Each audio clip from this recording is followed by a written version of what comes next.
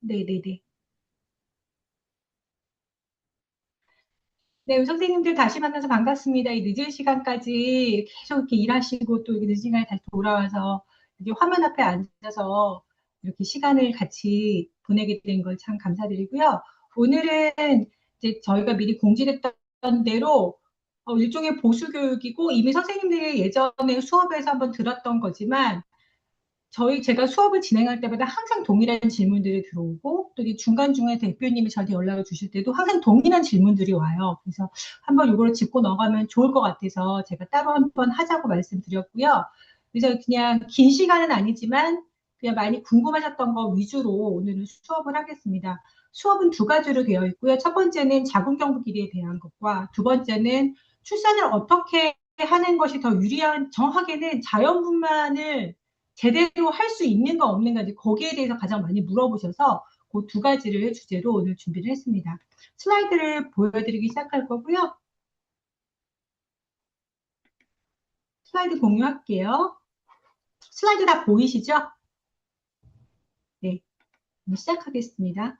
그래서 이제 그 제목은 임신 중 자궁경부의 길이라고 하는데 이제 자궁경부 길이 얘기 정말 많이 들으실 거예요. 특히 이제 우리 여자 선생님들 같은 경우에는 이제 그 산모님들이나 뭐 다른 분들이 또 임신 중에는 자궁경부에 대해서 굉장히 사람들이 예민하거든요.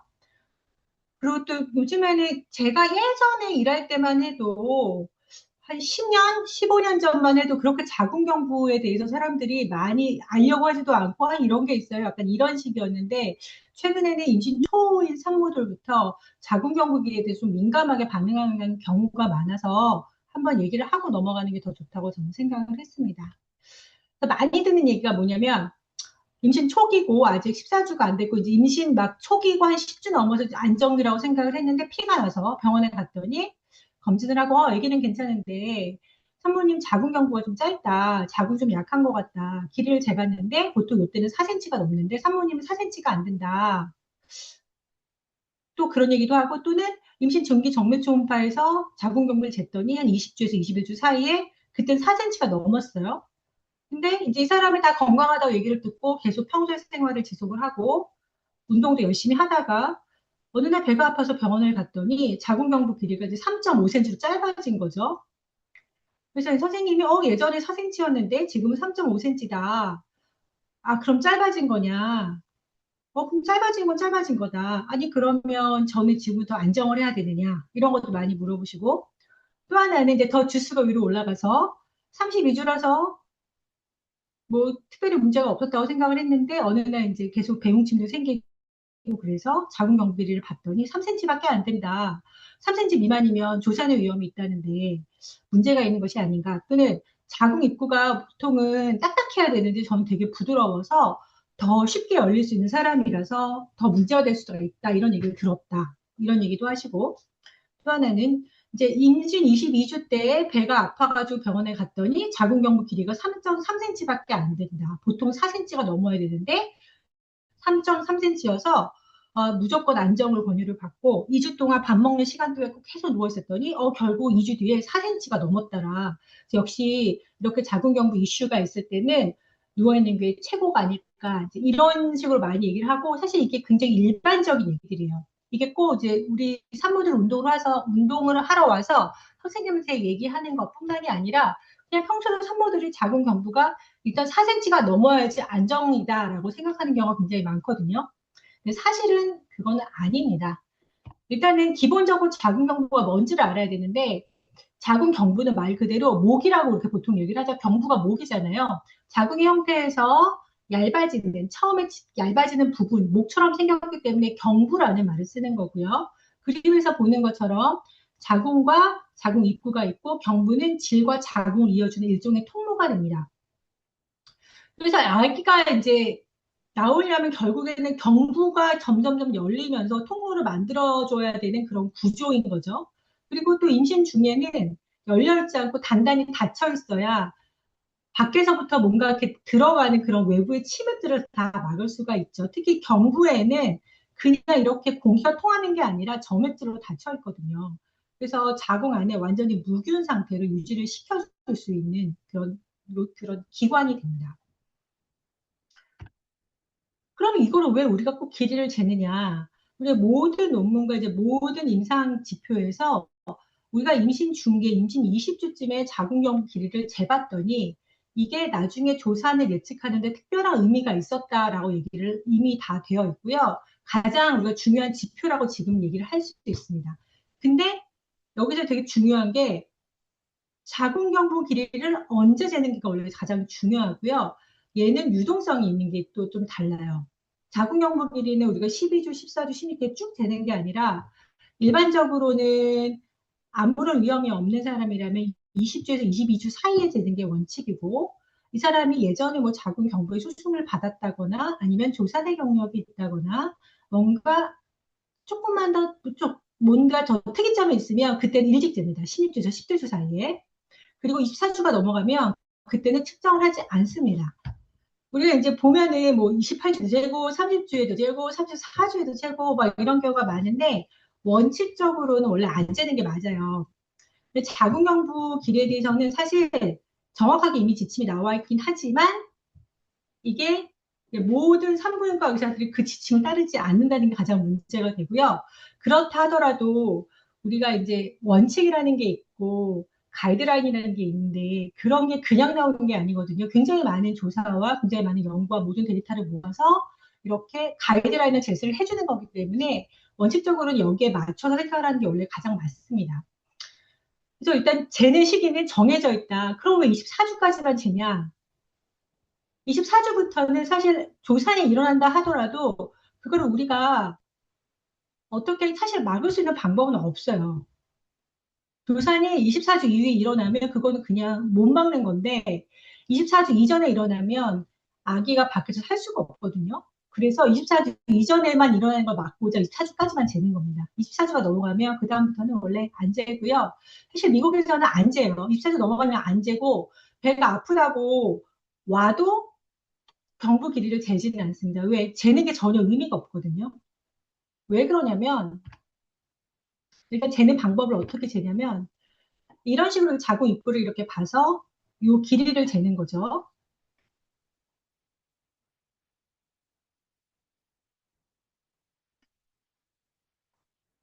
근데 이런 식으로 길이를 재는 거예요. 근데 여기가 아기 쪽이 되는 거고요. 이쪽이 질 쪽으로 통하는 입구가 되는 거죠. 굉장히 잘 닫혀 있는 그런 이제 자궁 입구가 되는 겁니다. 이렇게 반드시 이렇게 정확하게 모양을 만들어서 재야 되는데 이게 굉장히 많은 제한 그 원칙들이 있어요. 일단 반드시 산모가 방광이 완전히 비워져 있어야 되고요.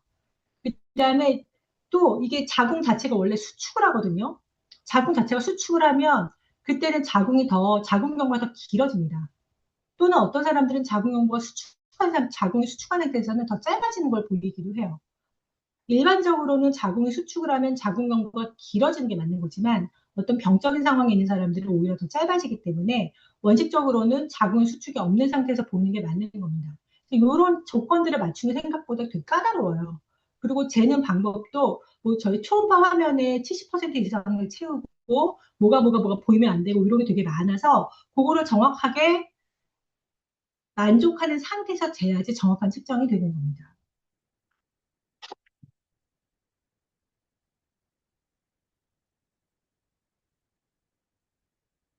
자궁경부를 이렇게 정말 그런 아까 계속 사람들이 얘기하는 게 아이고 이게 잠깐만 죄송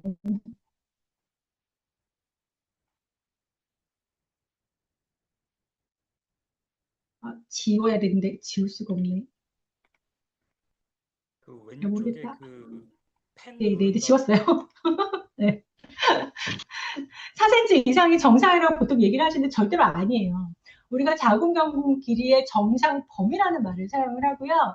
지금 이제 그 전에도 계속 그런 범위에 대해서 얘기를 하긴 했었는데 요 제일 많이 쓰는 거는 이제 2016년에 4천 명 넘게 이렇게 모아가지고 했던 게 가장 최근 데이터고 이게 요즘에는 가장 맞다고 생각을 하거든요.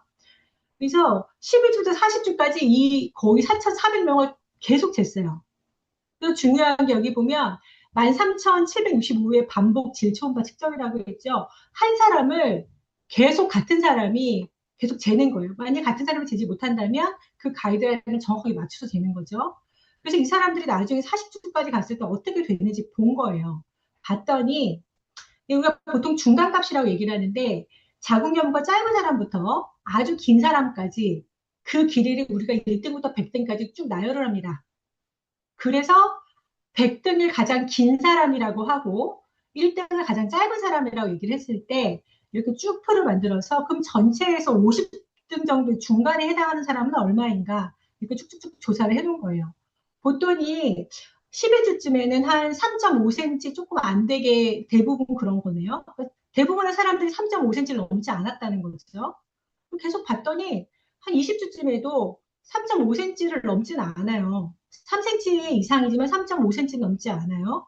이런 사람들이 우리가 보통 조산이라고 생각하는 37주까지 자궁 경부 길이가 짧아지는 경우는 별로 없는 거죠. 보니까 다 20, 여기 한 중간이라고 생각을 하면 이렇게 37주에도 2.5cm 미만으로 짧아지지 않았죠. 전체의 반 이상의 사람들이. 그럼 전체에서 75% 이상 사람들은 어떠냐? 약간 75% 미만의 사람들은 3cm보다 조금 짧기는 했고요. 20주에서도 이렇게 올라가 봤더니 3cm보다 조금 짧아요. 그런다 하더라도 이 사람들이 조사를 했냐? 아니에요. 봤더니 적어도 37주 때까지도 2cm 이상으로 남아 있었다는 거죠. 조상이 되려면 더 짧아져야죠. 다 열려버려야 되니까 빵이 돼야 되는데 그게 아니었다는 거죠. 자, 그러면은 전체에서 95%를 봅시다. 상위 95%니까 나머지 상위 5%에서만 35주 미만에서 열린 거네요. 35주 미만에서 조산이 생겼네요.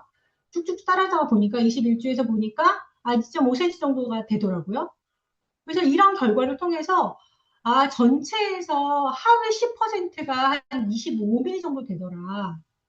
그리고 그 25mm 정도 됐던 사람들이 결국에는 아무래도 위험이 있었더라. 근데 정확하게 얘기하려면 25mm가 아니라 하위 5%에서 전체 측정돼서 5% 미만 하위 꼴등 5명만 조산이 일어났다는 거죠. 그래도 그 사람들도 재보니까 한 25mm, 20에서 25mm였다는 거고 우리가 21주에서 됐을 때 어쨌든 25mm보다 위로 올라가면 그렇게 조산의 위험은 크게 없었다는 거예요. 그래서 사실은 우리가 3cm를 기준으로 해서 20주에서 22주 사이에 3cm가 넘으면 이 사람은 완전히 정상이구나. 2.5에서 3cm 사이면 뭐 정상이긴 한데 그래도 전체에서 75% 이상에 해당하므로 큰 위험은 없겠구나 이렇게 생각을 하는 거고요.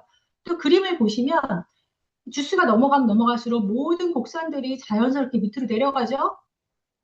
네, 자연스럽게 원래 짧아진 게 정상이에요.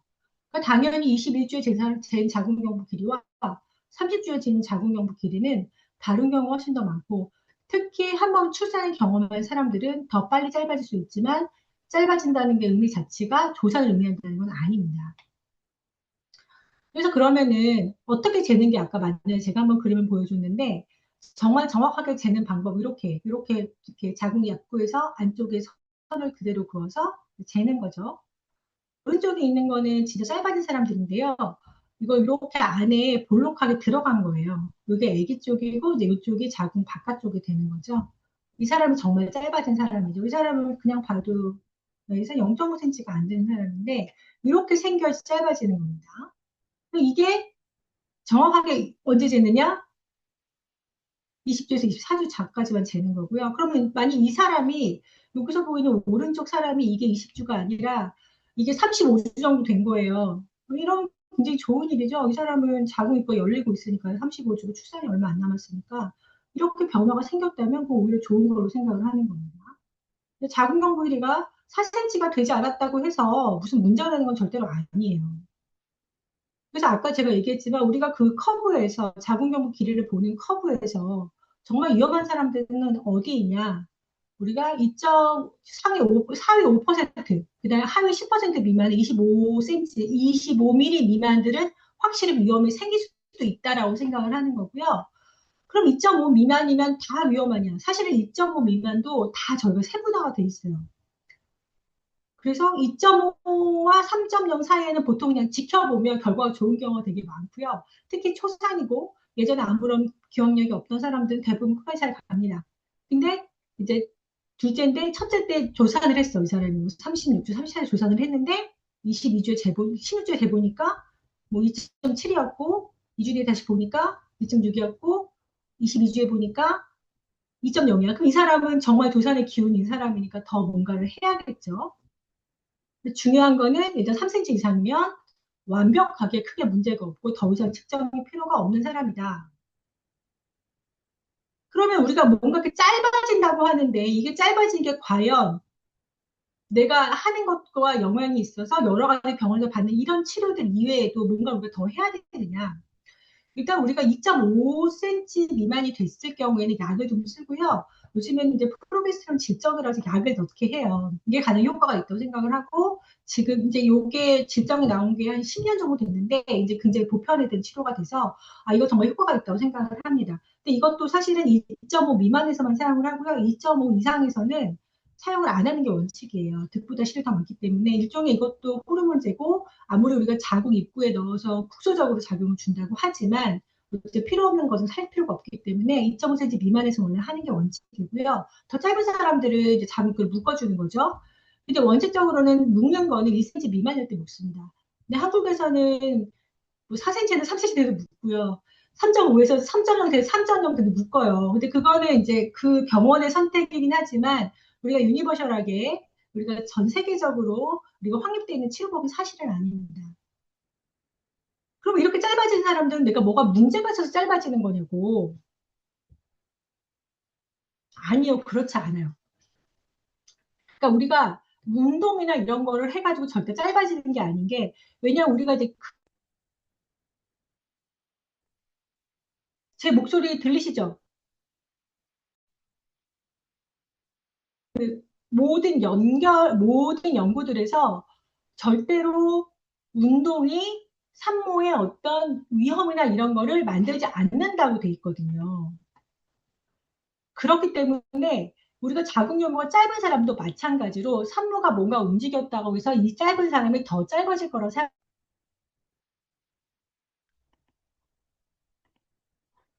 여기가 2020년에 미국의 산부인과 협회에서 어떻게 해야 되냐 이렇게 자궁 경부 길이가 짧은 사람들 우리가 어떻게 해주냐 딱 가이드라인을 내줬고요. 가장 중요한 거 어떠한 형태의 활동 제한도 일상적으로 시행하지 말 것을 권고한다. 이게 원칙이에요. 왜냐하면 여기서 어떤 걸 얘기하는 건 계속 우리가 보통 눕눕하라고 얘기하죠. 밥도 누워서 먹고 웬만하면 다 누워 계시라고. 회사도 휴직하고 다 그렇게 하라고. 근데 그렇게 하지 말라는 거예요. 그렇게 했을 때 산모의 근육량도 빠지고 사실 혈전의 비율이 굉장히 높아지고 오히려 너무 지나친 활동의 제한은 더 조산을 일으키는 경우도 있습니다. 그래서 여기서는 특히 미국에서는 산모가 조기 진통이 정말 있어서 이 사람이 진행하는 게 아니라면 병원에 입원도 안 시켜요. 왜냐하면 입원하면 눕혀놔야 되잖아요. 눕혀놨다가 뭐 혈전 생기면 그거는 뭐 뭐 수십억짜리 이제 수송이 되는 거거든요. 또 원칙적으로는 안 하는 게 맞기 때문에 그럼 이거를 반대로 뒤집어 생각을 하면 자궁경부가 짧은 사람도 일부러 눕혀놓지 말라고 하는데 일반적인 사람들이 내가 운동이나 뭔가 내가 활동을 했다고 해서 자궁경부가 짧아지겠느냐? 아니라는 겁니다. 전혀 상관이 없다는 거죠. 그렇지만 여러 가지 우리가 일반적인 운동과 일반적인 생활과 액티브하게 하는 부하를 주는 여러 운동은 좀 다르죠. 그래서 전체적인 그 우리가 가이드라인에서는 이 사람이 자궁경부가 짧아서 조산염이 있다 하더라도 침대에 눕혀놓는 건 하지 마라. 일상생활은 그대로 해줘도 된다. 하지만 액티브 무브먼트 하지 말라고 하죠. 예를 들어서 정말 부하를 주는 운동. 그래서 운동 원칙에서도 주석기가 있는 사람은 안 됩니다라는 얘기를 하는 거예요. 근데 이제 항상 문제가 그거잖아요. 조산기를 어디까지 생각할 것인가. 단순히 자궁경부가 짧아진 것 자체는 조산기라고 생각하지 않죠. 4cm에서 3cm 된 거는 그냥 당연한 변화예요. 그냥 재봐도 그냥 막 왔다 갔다 하는 사람 되게 많아요. 근데 어쨌든 3cm 이상이면 다 똑같은 걸로 보는 겁니다. 첫 번째로는 그래서 어느 정도냐면 자궁경부를 쟀는데 이 사람이 5cm가 넘었어요. 그러면 뭐라고 얘기하냐면 잘못 쟀다고 얘기합니다. 일반적으로 자궁경부 길이는 5cm가 넘을 수가 없거든요. 잘못 쟀다고. 다시 재라고. 방광을 충분히 비우고 자궁이 충분히 이완이 돼서 경부에 영향을 미치지 않는 상태에서 다시 재라고 얘기를 하는 거고, 그다음에 이제 제대로 그 선을 그어서 제대로 쟀나까지 확인을 하죠. 그래서 보면은 5cm 넘는 경우는 정말 드물어요. 그건 잘못 잰 거고요. 대부분은 그냥 3cm 넘으면 정상이라고 생각을 하는 겁니다. 또 우리가 아까 얘기했던 여기에 대해서 이제 다시 얘기를 할 수 있겠죠. 첫 번째, 정상이에요. 근데 제가 처음 얘기했지만 자궁경부 기르에서 이미 우리가 통합된 가이드라인이 나온 지 굉장히 오래됐어요. 되게 오래됐는데도 불구하고 그냥 저희 거기 아까 제가 맨 마지막에 보여줬던 미국 산부인과학과 가이드라인 있죠. SMFM이라고 해서 특별히 고위험 임신만 더 담당하는 그런 파트가 있는데 거기서도 그 내용을 내주면서 첫 마디가 뭐였냐면 자궁경부에 대한 사람들의 의견이 굉장히 많고 실제로 임상에서 이것을 제대로 시행하는, 그러니까 완전히 산모를 눕혀놓지 않고 그냥 일상생활을 하게 하는 이런 것에 대해서 아직도 이견이 많고 하기가 어려운 편을 우리는 충분히 이해한다. 왜냐하면 다 괜찮지만 이게 100%라고 얘기할 수는 없잖아요. 뭔가 안 좋은 사람이 분명히 생길 거고 그랬을 때는 뭐 일이 되게 커지니까 그냥 다 눕혀놓는 거죠. 이런 것 때문에 어, 사람들이 대부분 잘 그렇게 안 하기는 해요. 근데 원칙은 이렇습니다. 그래서 4cm가 안 돼도 정상이고요. 3cm 이상은 다 맞는 거고요. 3cm 이상이면 다 똑같아요. 다 똑같으니까 뭐 운동했다가 짧아지거나 뭐 이런 게 아닌 거죠. 그럼 정말 내가 누워 있어서 이 늘어났느냐? 아니죠. 그냥 내가 그냥 우연히 쟀을 때 그냥 그게 자궁이 충분히 이완이 돼서 그렇게 보인 걸 수도 있고 아니면은 뭐 초음파를 보는 당시에 더 수축이 돼서 더 길어 보이는 걸 수도 있겠죠. 그래서 이제 어떤 분이 이제 질문을 올려주셨던 게 뭐였냐면 운동을 되게 열심히 해가지고 자궁 경부가 짧아진 게 아니냐 이런 질문을 올려주셨는데 그건 아니다. 자, 그럼 우리가 이때 어떻게 해야 되냐? 절대로 우리 운동 선생님들은 산모의 주치의와 대립하는 상황이 되면 안 됩니다. 왜냐하면 산모한테 무슨 일이 일어나는 경우에 무조건 그걸 누구한테 이제 누구 탓을 좀 하고 싶어 하거든요. 그럴 경우에는 이제 감당은 안 된다고 했는데 나의 트레이너는 된다고 했다. 나는 너의 말을 듣고 계속 운동을 했는데 결과가 이게 뭐냐. 그 네가 나한테 잘못 알려준 게 아니야. 이렇게 오히려 원망을 들을 수가 있어요. 그래서 원칙은 이렇게 알고 계시되 그냥 이제 주치의 의견을 그냥 산모의 의견을 따라주는 게 사실은 맞습니다. 좀 안타깝긴 하지만 뭐 그런 겁니다. 근데 어쨌든 만일 뭐 산모가 운동을 하시다가 내가 운동을 해서 짧아진 게 아니냐.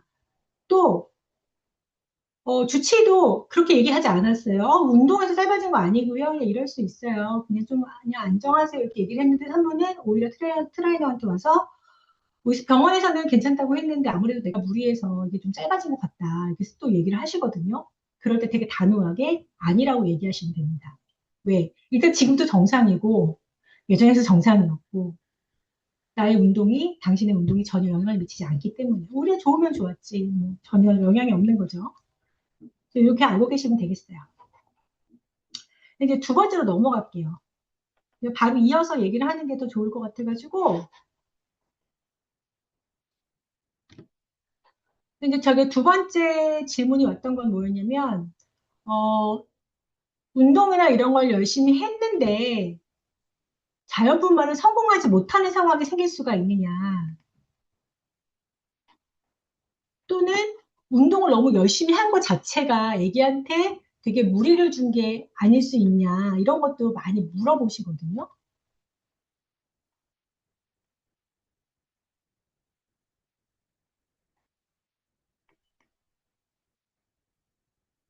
슬라이드 잘 보이시죠?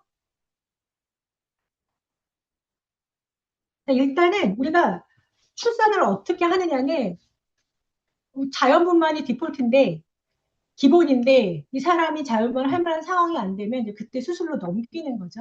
이게 원칙입니다. 물론 이제 출산의 방법은 자기가 원하는 대로 하는 게 원래 제일 좋아요. 이 사람은 자연분만에 자기의 이제 어떤 진통 같고 이런 상황을 그런 긴 상황을 자기는 견디는 데 적합하지 못하다고 생각을 하면 수술만을 할 수도 있는 거고요.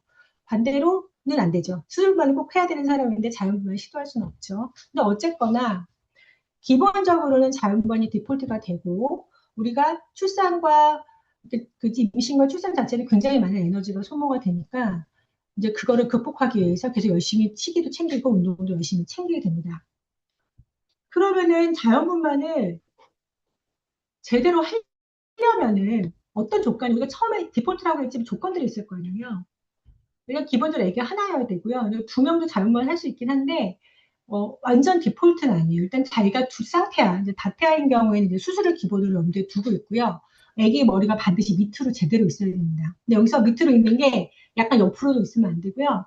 정확하게 자궁 경부 위에 지를 통해서 정확하게 머리가 제대로 올려져 있어야 돼요. 그리고 엄마랑 애기랑 다 건강 상태가 좋아야죠. 왜냐하면 진동 자체가 시간이 기니까 그 8시간, 최소 6시간 이상을 계속 그런 상황을 견딜 수 있어야 되는 상황이 돼야 우리가 시작을 하는 거지. 요 셋 중에 이제 하나라도 안 되면은 수술 분만을 처음부터 결정을 그냥 해주는 거예요. 그러면 내가 운동을 되게 열심히 하면, 그것도 물어봐요. 애기 머리가 위에 있는데, 제가 계속 운동을 하고 어떻게 돌리려고 되게 노력을 했는데, 제가 골반이나 이런 게 뭔가 너무 딱딱하고 제가 못 도는 게 아닌가요? 뭐 이런 것도 질문하시는데요. 아기가 머리가 밑으로 내려가지 않는 이유는 사실 아무도 몰라요. 하다못해 우리가 출산을 하다가 진통 중에 애가 도는 경우가 있거든요. 애가 분명히 머리가 밑에 있었는데 머리가 나중에 너무 진행이 안 돼서 봤더니 애가 옆으로 서 있다든지 애가 먼저 돌았다든지 이런 경우 생각보다 있어요. 그래서 애기의 머리가 어디로 가느냐는 애기가 알아서 하는 거고, 보통 이제 그런 건 있죠. 산모가 태반의 위치가 약간 너무 몰려 있다거나, 또는 아기가 제대로 자리를 못 잡아서 어떻게 내려가야 되는데 제대로 자리를 못 잡아서 뭐 그런 경우 여러 경우가 있지만, 어쨌거나 내가 이제 미리 뭔가를 준비를 한다고 해서 운동을 열심히 하고 뭐 시기를 한다고 하고 뭘 한다고 해서 아기가 머리가 밑으로 내려가게 할 수는 없습니다.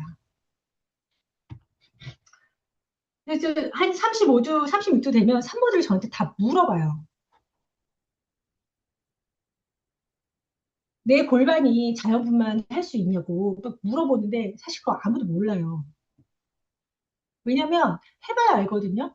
예를 들어서 아기가 너무 산모에 비해서 크거나 30kg째 몸무게 졌는데 벌써 4kg야. 이제 앞으로 3주 남았는데 우리가 보통 일주일에 200g 정도 큰다고 생각을 하는데, 그러면 3주가 되면 4.5kg가 넘겠네? 그럼 힘들 것 같은데? 그럼 이제 40주까지 지켜보다 수술을 할 수 있겠죠? 예상외로 잘 못할 것 같은 사람이 되게 잘하는 경우도 많고 되게 잘할 것 같은 사람도 못할 수가 있는 거죠. 왜냐하면 출산 자체가 근데 역동적인 그런 시간이기 때문에 예측하기 사실 어렵습니다. 근데 제가 이제 수월한 체형이 분명히 있어요. 키가 크고 산모가 운동도 많이 해서 근력이 좋고 이런 사람들은 좀 수월해요. 그리고 키가 크고 정말 덩치가 좋은 사람들이 있거든요. 그러면 아무래도 산도도 좀 크고 골반도 크기 때문에 좀 수월해요. 그리고 운동을 열심히 하면 근력이 좋죠. 그리고 이제 그 진통 시간을 견딜 만한 이제 체력이 되니까 또 잘 되고요. 그 운동 열심히 하면 코어가 되게 좋아가지고 자연분만을 또 잘하기는 해요. 그리고 제가 이제 이렇게 계속 분만하고 이러면서 출산 제일 잘하는 사람은 무경수들이 제일 출산을 되게 잘해요. 코어가 너무 좋으니까 진짜 너무 힘들지도 않게 되게 잘 견디고 몸도 정말 가늘고 이런데도 뭐 3.8kg도 잘 낳고 뭐 4kg도 잘 낳고 코어가 좋으니까 정말 잘 하시더라고요. 그렇지만 100%는 아니라는 거. 왜? 애기가 도와주지 않으면 못할 수도 있습니다. 근데 골반이 좁아서 자음만 어려울 것 같다는 얘기를 들었다. 일단 골반이 좁다 아니다는 아무도 모릅니다. 왜냐하면 우리가 앞에 그 수업에서 배웠지만 실제로 밖에서 보이는 골반을 가지고 판단할 수는 없거든요. 안에 아기가 어떻게 들어가느냐, 안에 구조에 아기가 적응을 하느냐의 문제지 겉에서 보는 거 가지고 얘기할 수 없고 이거를 운동으로 극복하냐 못하냐는 또 다른 얘기가 되는 거죠. 애가 너무 커서 수술하는 게 낫겠다. 이거는 맞아요. 왜냐하면 아까 얘기했지만 우리가 4.5kg가 넘으면 그때는 수술을 권장을 합니다. 왜? 4.5kg는 웬만한 사람도 낳기 좀 힘든 몸무게이긴 하거든요. 원칙적으로는 어, 미국에서는 대부분 37주 초반 마지막에 애기 몸무게 37주에 보고 말아요. 왜냐하면 아까 얘기했지만 이 사람이 수술을 한 거면 이미 37주에 애가 뭐 한 4kg 되거든요. 그러니까 이제 그때 수술을 넘기는 거고 30초째 봤는데 한 4kg 아니고 한 3.5 정도 됐다. 이러면은 일단 자연분만을 시행하는 경우가 많습니다. 근데 이제 한국에서는 산모들이 아무래도 좀 체격이 좀 작은 경우가 많고, 그리고 4kg 이상에 대한 출산에 대한 두려움이 크기 때문에 40주 예상해서 4kg 될 것 같다. 그럼 이제 대부분 이제 수술 분만을 권하는 편이긴 하고요. 요거는 이제 그 산모의 여러 가지 특성과 또 주치의 취향에 따라서 좀 달라지는 그런 요소가 됩니다. 그럼 어떻게 하면 자율만 잘하냐? 이게 이제 우리가 스트리피라고 해서 이 세 가지가 다 맞아야 돼요. 길이 좋아야 되고요. 힘이 있어서 밀어줘야 되고요. 길도 좋고 힘도 잘 밀어주는데 애가 머리가 딴 데 가 있으면 못하는 거죠. 아까 제가 얘기했잖아요. 머리는 정확하게 질을 통해서 자궁 경부에 정확하게 올라가 있어야 돼요. 근데 애기가 옆으로 약간 삐뚤어하게 있다. 그러면 굉장히 힘들어지는 거죠.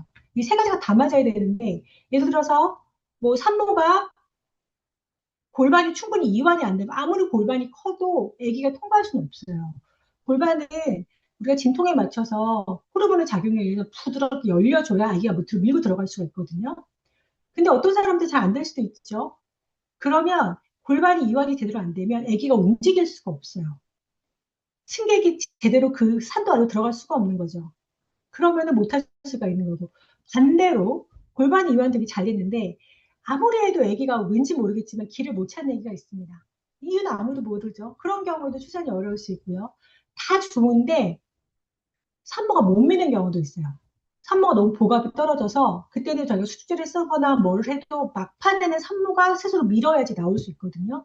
근데 특정 사람들은 못 밀죠. 뇌혈관 질환이 있다거나 뭔가 이렇게 혈압이 올라가는 상황을 만들 수 없는 분들은 그리고 갑자기 뭐지, 계속 힘주거나 이럴 때 혈압 떨어지는 사람들도 있거든요. 이제 그런 분들은 우리가 자문을 할 수가 없는 겁니다. 이 세 가지가 다 맞아야 되는데 얘네가 하나 맞는 게 아니라 서로 맞물려서 돌아가니까 뭐가 딱 하나 원이라고 알 수는 없는 거죠. 그래서 이게 일단 조건이 된다면 우리가 추산할 때 자체는 아기가 어떻게 움직이느냐가 원래 제일 중요하고 또 아기가 진통의 그 긴 시간 동안 견뎌줘야지 우리가 자연분만이 가능합니다. 그 긴 시간 동안 못 견뎌주면은 못하는 거죠. 그래서 미리 우리가 준비한 게 아니라 갑자기 수술해야 되는데 애기가 너무 힘들어하는 거. 보통은 이제 1번이 제일 많고요. 애기가 너무 힘들어해서 하는 거고 아니면은 그 진통 과정에서 태반이 먼저 떨어져서 애기가 너무 힘들어지는 상황이라든지 아니면 무섭지만 자궁이 터진다든지 아니면 이유는 모르지만 산모가 갑자기 안 좋아진다든지 예를 들어서 산모의 이제 뭐 뇌혈관이 터진다거나 산모가 갑자기 경련을 한다거나 혈압이 갑자기 올라간다거나 뭐 이런 경우에도 갑자기 우리가 빨리 수술해야 되는 경우가 있고 다 괜찮은데 아기가 안 내려오는 경우 왜? 아기가 위치를 제대로 못 맞추는 거지 이유는 몰라요. 자궁경부가 열리지도 않고 잘 못 맞춰서 아기가 못 내려올 때 이럴 때는 수술을 하게 됩니다. 그러면 만약 우리 산모들이 아기가 힘들어한다거나 아니면 분만 진행에 이게 잘 못 내려오는 이런 거를 막기 위해서 미리 뭔가 준비할 수 있는가? 아니에요. 그건 준비할 수가 없어요. 아기가 특히 많이 힘들어하는 경우에는 정말 많은 이유들이 있는데 보통은 이제 좀 태반이 뭔가 조금 태반의 기능 이제 엄마한테서 산소를 받아오는 태반의 기능이 좀 떨어져서 그런 경우도 되게 많고 아니면 운이 없게도 안에서 태줄이 좀 포여서 그런 경우도 있고 아니면은 애기가 뭐 이렇게 내려오면서 뭔가 힘들어하는 그런 상황이 뭔가 생겨 있을 수도 있고 사실 정확하게는 잘 모르거든요. 근데 이런 거를 우리가 이전에 산모가 뭔가 운동을 한다거나 뭔가 좋은 걸 먹는다거나 이런 걸 해서 미리 우리가 알 수는 없다는 거죠. 예를 들어서 미리 이제 준비해서 하는 수술들 있어요. 아기가 머리가 이제 위가 아니 머리가 아래가 아니고 머리가 위에 있다거나 뭐, 이제 뭐 여러 가지 뭐 여러 명의 애가 있다거나 아니면은 뭐 태반의 위치가 안 좋아서 수술한다거나 뭐 이런 경우도 미리 있겠지만 이런 게 아니라 그냥 자연스럽게 출산을 하는 경우에서 응급으로 넘어가는 경우는 이제 태아곤란증과 분만 진행이 잘 안 될 때가 가장 많습니다. 그래서 이거를 내가 뭐 무리한다거나 이런다고 해서 이게 달라지는 게 아니라는 거죠. 그래서 그러면 애기가 왜 무리해서 내가 아니 저 뭐지 애기가 왜 출산을 못 견디느냐 제일 많은 게 양수가 부족하고 애기가 너무 이렇게 산모의 혈압이 올라간다거나 이제 어쨌든 작은 애기들은 원래 잘 못 견뎌요. 이유는 모르지만 진짜로 작은 애기 우리가 체중을 쟀을 때 전체에서 10% 미만의 애기들은 작은 애기라고 얘기를 하고 성장지연이라고 얘기를 하거든요. 보통 대부분은 태반에 문제가 있고 태반에서 애기한테 주는 혈류 뭔가 산소와 뭔가의 영양이 부족하기 때문에 잘 못 큰다고 생각을 하는 건데, 아니, 그럼 내가 뭔가를 해서 나의 그런 혈류를 좋게 해주면 애기한테 더 밝아지 않을까, 또 이렇게 생각을 하시지만, 그렇지 않습니다. 왜냐면 이제 혈관의 흐름의 문제들은 애기가 이제 착상이 되고 애기가 태반이 생성이 되는 그 순간에 결정이 되기 때문에 우리가 이걸 나중에 운동이나 뭔가를 통해서 변화시킬 수는 없거든요. 산모 고혈압도 마찬가지로 태반이 이제 아기가 착상이 되면서 태반이 우리가 자궁에 붙고 안에서 이제 우리가 발달을 하면서 엄마와 아기의 혈관이 연결이 되기 시작을 해요. 그때 나오게 된 여러 가지 우리 호르몬과 여러 가지 인자들 중에서 뭔가 하나가 딱 잘못되면서 뭔가 하나 딱 틀어지면서 그렇게 참 그런 우리가 그 혈관이 이어지는 거 약간 이상이 생긴다고 생각을 하거든요. 이거를 내가 뭔가를 해서 미리 좋아지게 할 수 있다는 수는 없다는 거죠. 그러면 이제 아까 얘기한 것처럼 이러한 문제들도 있겠지만 산모가 너무 필요하거나 너무 운동이나 이런 거 너무 무리해서 이런 것 때문에 애기가 그 생기냐? 아닙니다. 왜? 뱃속에는 애기는 완벽한 자기 하나의 그냥 그 자기의 세계거든요. 엄마가 밖에서 뭘 한다고 해서 애기가 영향을 받거나 전혀 그러지 않기 때문에 그 너무 무리했다거나 너무 뭔가 힘들었다거나 이런 것 때문에 애기가 진통을 못 견디는 이유는 없다는 거. 특히 이제 그런 얘기도 많이 하세요. 양수가 줄어드는 게 내가 평소에 물을 잘 마시지 않고 또는 어떤 분들은 그런 얘기도 해요. 음식을 먹을 때 좋은 음식을 먹지 않아서 이렇게 양수가 깨끗하지 않아서 이런 경우가 있다는 거예요. 보통 이제 그런 거 마사지 하는 사람들 얘기 많이 하거든요. 근데 그렇지 않죠. 왜? 양수는 배웠지만 아기가 스스로 만듭니다. 3분의 1은 아기 폐에서 나오고요. 3분의 2는 아기 소변이죠. 양수가 부족하다는 건 어쨌든 애기의 순환이 부족하고 이유는 산모가 혈압이 높아서 애기한테 피를 잘 못 줄 수도 있는 거고 태반이 약해져서 태반에서 엄마 피를 다 끌어와서 다 줘야 되는데 잘 못할 수도 있는 거죠. 어쨌거나 태반에서 애기한테 들어오는 여러 가지 순환이 떨어지기 때문에 애기도 밥을 못 먹어서 소변량이 주는 것처럼 똑같이 양수가 그냥 줄어드는 거예요. 그리고 기본적으로 태반도 무한히 그냥 자라고 있는 그런 개체가 아니라 40주를 기준으로 42주가 되면 태반의 기능이 끝내게 처음부터 설계가 있기 때문에 35주부터는 양수가 줄어드는 건 굉장히 자연스럽게 생각을 합니다. 그래서 이제 우리 선생님들이 저한테 질문을 하셨던 것처럼 뭐 너무 뭐가 무리해서 됐다거나 이런 건 전혀 없다는 거죠. 그냥 분만 중에 이거 잘 못하는 이유는 사실 아무도 알 수가 없어요. 그냥 그렇게 되는 거예요. 물론 운동을 되게 열심히 하고 다 잘 챙겼던 사람들은 아무래도 골반을 좀 더 유연하고 그리고 뭐 코어도 되게 좋고 그러니까 아기가 자리 잡는 데 좀 더 도움이 되겠죠. 그것을 다 우리가 예측할 수 있는 건 아니기 때문에 출산 과정에서 내가 자연분만을 시도하다가 잘 못했다고 해서 그 산모가 뭔가 잘못했다는 건 절대로 아닙니다. 그냥 그렇게 되는 거지 자연분만을 성공하지 못했다고 해서 준비가 잘 안 되는 게 아니라는 거죠. 그래서 이제 제가 이제 그 선생님들 질문했던 거를 중심으로 제가 이제 말씀을 드렸고요. 태반의 위치랑 실제 신체 활동에 대해서 질문이 들어왔는데 태반의 위치는 변하지 않아요. 태반의 위치는 처음에 자궁 안에 아기 씨앗이 우리가 그, 그 태아가 우리가 착상하면서 그 자리에 그대로 있습니다. 하지만 태반이 커지면서 자궁도 같이 커지죠. 자궁이 자라면서 태반이 커지는 게 좀 변하게 보일 수 있거든요. 예를 들어서 자궁이 커지는 게 태반이 커지면 훨씬 더 빨리 커져요. 처음에는 태반이 좀 내려와 있는 것처럼 보일 수 있는데 자궁이 이렇게 커지면서 태반이 올라가는 것처럼 보일 수 있죠. 근데 그것도 실제로 움직이는 게 아니라 그냥 그렇게 보이는 거지, 자궁의 성장이 빨라서 그렇게 보이는 거지, 태반은 원래 움직이지 않습니다. 그러니까 당연히 운동한다고 해서 태반이 내려올 수가 없죠. 그 태반이 내려오면은 그 태반과 자궁이 다 연결되어 있는데 그 혈관이 다 끊기는 거거든요. 그렇지 않습니다. 그래서 저는 사실은 그 산모들이 이제 와서 하는 얘기 다 믿지는 않아요.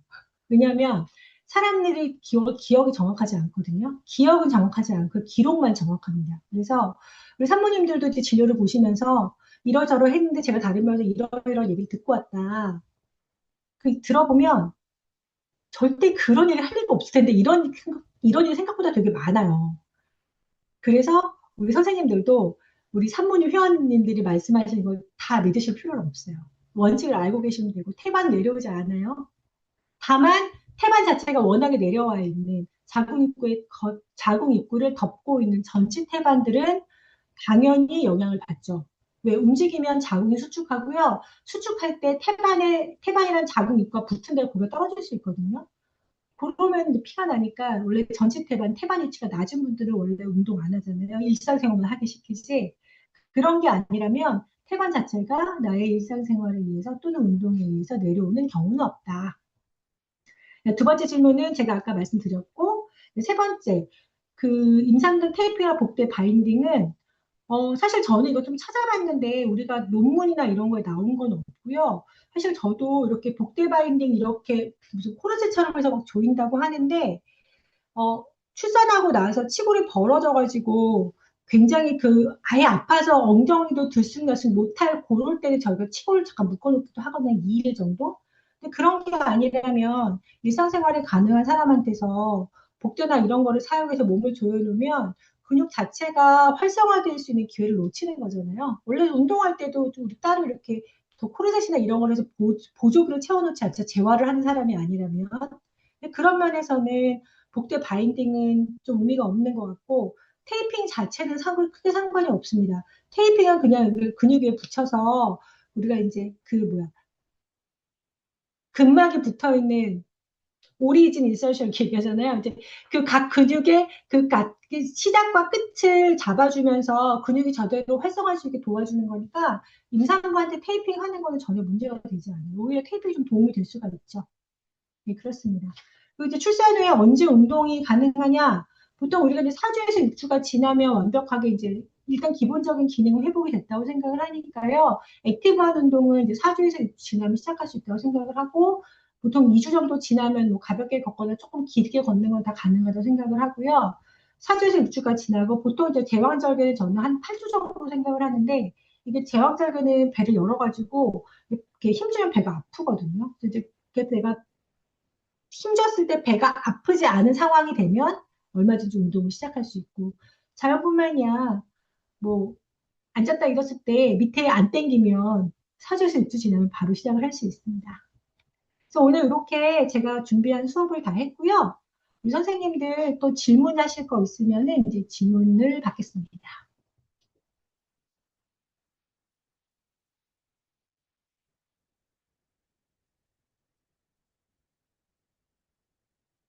더 질문은 없으신가요?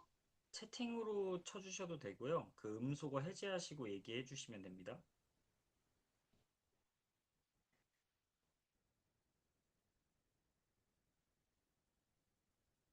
뭐 이렇게 꼭 오늘 내용에 관련된 질문이 아니라도 평소에 이제 우리 회원들하고 운동을 하다가 뭐가 이렇게 산모가 이제 의학적으로 뭔가 물어보시고 그랬을 때 좀 대답하기 곤란했거나 뭔가 어려웠다고 생각을 하시면 그런 거 질문하셔도 돼요.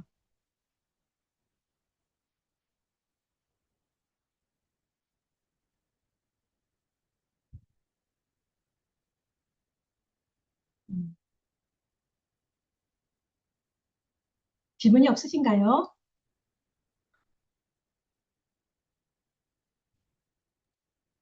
어, 제왕절개 어, 일단 제왕절개는 아기가 작다고 해서 제왕절개 하지 않습니다. 작은 아기는 우리가 출생 체중을 기준으로 했을 때 10% 미만일 때 얘기를 하는 거고요. 우리가 계속 몸무게를 재잖아요. 아기를 보통 한 달에 한 번 이렇게 재는데 한 달에 한 번 쟀을 때 우리가 몸무게가 하루 10%부터는 그러니까 이제 작은 아기라고 생각을 하는데요. 그냥 선천적으로 작은 아기가 더 많아요. 엄마 특히 이제 엄마 아빠가 작으면 애들이 당연히 작겠죠. 그리고 엄마 아빠가 큰데 엄마가 태어날 때 작게 태어난 사람들이 있어요. 그런 경우에 애가 좀 작을 수 있습니다. 그래서 이제 저희가 아기를 보면서 아기 이제 머리랑 이제 배를 다 재거든요. 그래서 그 패턴을 보면 얘가 그냥 선천적으로 그냥 작게 태어나는 아기인지 아니면 엄마한테 받는 뭔가 영향이나 이런 게 태반 순환이 뭔가 문제가 되어서 잘 못 자라고 있는 상태인지 대충 가늠이 됩니다. 또 어쨌거나 우리가 아기가 잘 못 자란다고 판단이 되면 37주에 출산하는 게 원칙이고요. 산모님들이 많이 물어보시는 게 아기가 작은데 지금 나와도 괜찮을까요? 37주는 그래도 만삭이긴 하지만 40주를 못 채우고 3주 빨리 나오는 건데 아기가 3주 동안 더 컸으면 좋겠다고 더 키우고 싶어 하는 경우도 많아요. 근데 그렇지 않습니다. 뱃속 환경이 아기를 키우는 게 완벽하지 않다고 생각을 하기 때문에 30주가 돼서 아기가 다 날짜를 채우면 밖에 나오는 게 맞는 거고요. 물론 이때도 제왕절개를 하는 게 아니라 출산하는 게 원칙이기 때문에 이때는 자연분만을 시도하는 게 원칙입니다. 만일 엄마가 첫 번째 출산에서 제왕절개를 했는데 두 번째는 작은 아기를 해서 출산을 해야 된다. 그럼 37주 수술을 하는 거고요.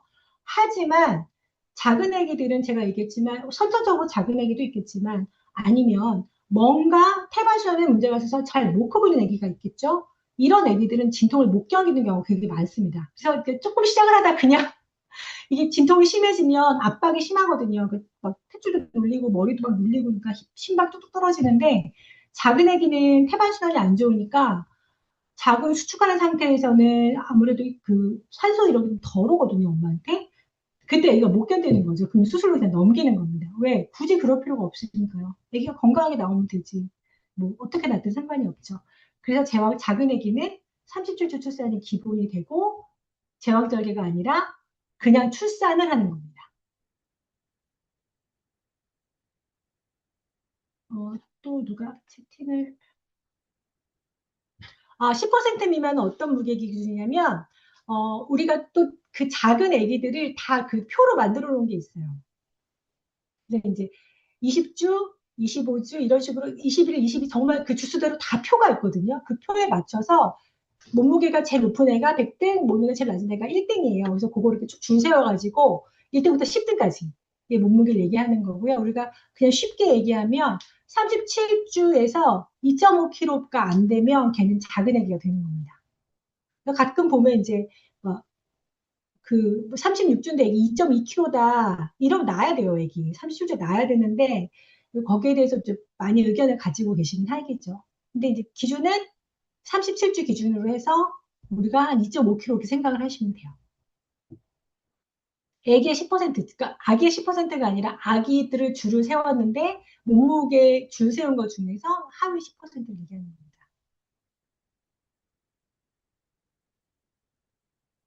그리고 저거는 이제 그 이세미 선생님이 얘기해 준 거는 뭐냐면 그 임신했을 때 우리가 귀에서 약간 멍하고 이런 게 자주 생기는데 귀 안에 압력을 조절하는 관이 있어요. 그 관이 잘 작동을 못하는 경우가 많고요.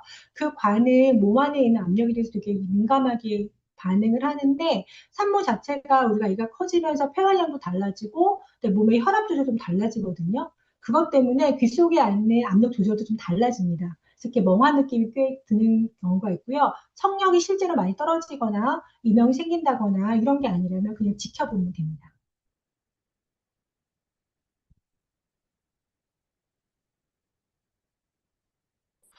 네, 이런 일이 생기면 정말 힘들죠.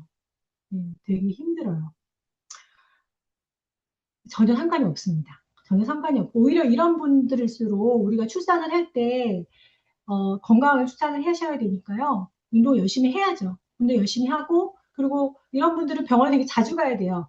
자주 가서 계속 얘기 상태를 일부러 확인을 하는데 이유가 이제 그 마음의 안정을 위해서 자주 보고는 하거든요. 근데 일상생활이나 이런 거는 전혀 제한점이 없고 추가로 이제 병원에서 하는 검사들은 없고요. 그냥 아기가 잘 있는지만 보통 확인을 하는 거니까 운동은 더 열심히 하시면 됩니다. 전혀 상관이 없습니다.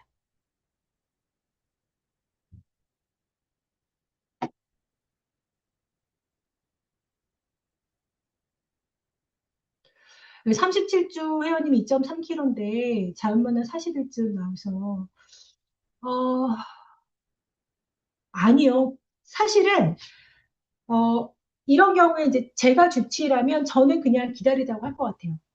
왜냐면 우리가 물론 37주가 만삭이긴 하지만 원래 예정이 40주거든요. 그래서 특별히 이유가 없으면 39주 이전엔 출산시키지 않아요.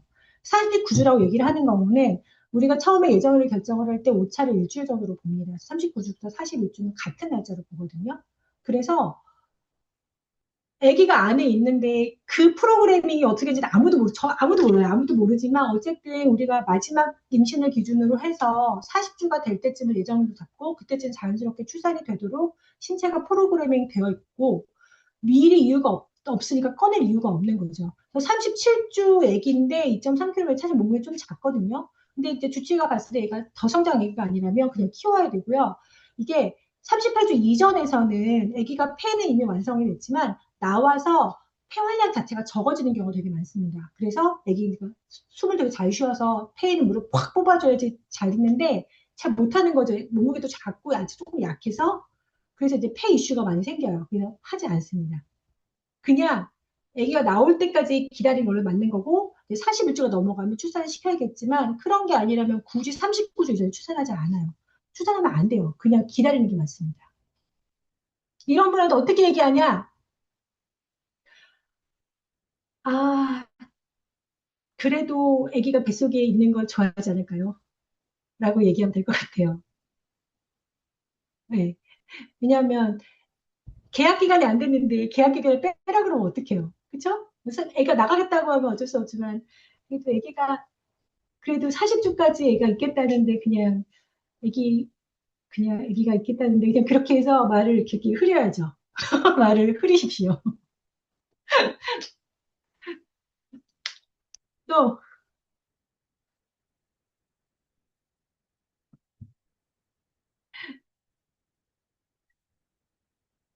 다 궁금하신 것 같고요. 음.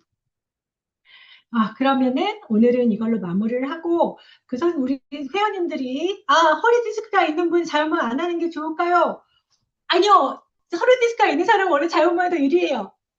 진짜 유리합니다. 이거는 저희 교과서에도 나와 있고요. 이유가 이제 디스크가 있는 사람들은 수술을 하잖아요. 수술을 하면 수술하고 나서의 안정기간이 되게 길거든요. 그때 일이 생깁니다. 근데 우리 선생님들 다 아시잖아요. 디스크가 이게 이거를 좋아지게 하는 방법은 우리가 척추 옆에 기립근을 다 강화시켜서 받쳐주는 게 중요하잖아요. 그래서 이런 사람 진짜 운동 열심히 해야 되고요. 자연분만을 할 때 척추의 힘이 좋은 사람들이 되게 좋은 거지. 이게 이제 산모들이 그런 얘기 하거든요. 출산할 때 너무 고생해서 디스크 나갔다. 그건 아니에요. 그건 아니고 디스크랑 이제 디스크의 통증과 그다음에 척추 주변에 이제 허리가 이제 근육의 통증도 다른 문제가 되는 거니까 원래 디스크가 있는 사람은 수술 후 안정시간 너무 길기 때문에 그때 허리 근육이 강화가 돼서 증상이 심해집니다. 원래 허리 디스크 있는 분들은 계속 운동을 시키면서 특별히 문제가 없으면 자연만 하라고 해요. 그게 맞는 거예요.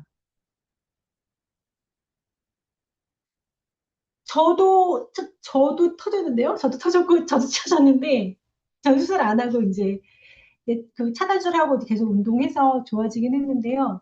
이게 이제 터졌다고 해서 다 문제되는 거 아니고 찌어도 다 문제되지 않죠. 항상 증상이 제일 중요해서 이 사람은 평소에도 증상이 있으면 당연히 진통의 긴 시간을 못 견디겠죠. 평소에도 증상이 있는데 그 되게 아파하고 진통제 없이는 못 끼고 막 이런 분들은 당연히 시간을 견딜 수가 없으니까 힘들 수 있겠지만 뭐 증상이 심하지 않고 그냥 운동을 해서 증상이 좋아지는 게 보인다면 당연히 자극만을 시도해도 되죠. 그리고 이런 분들은 한 2일만 눕혀놔도 허리 아파서 아예 못 일어나요.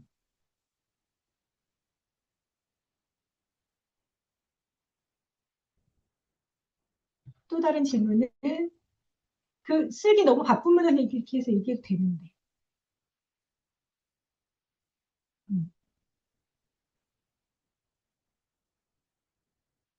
그러면 더 이상 질문이 없는 것 같습니다. 자, 우리 선생님들이 오늘 주신 돈은 저기 그 뭐야 베비박스 거기에 기부를 여기 프리마마 이름으로 기부하기로 했고요. 또 추가적인 질문 있으시거나 그러면은 그때는 또 이제 대표님한테 말씀하시면은 제가 대답해 드릴 수 있는 거는 대답을 해 드리겠습니다. 늦은 시간까지 고생 많으셨고요. 또 이렇게 다시 얼굴 봐도 되게 좋네요. 오늘 고생하셨습니다. 여러분 안녕.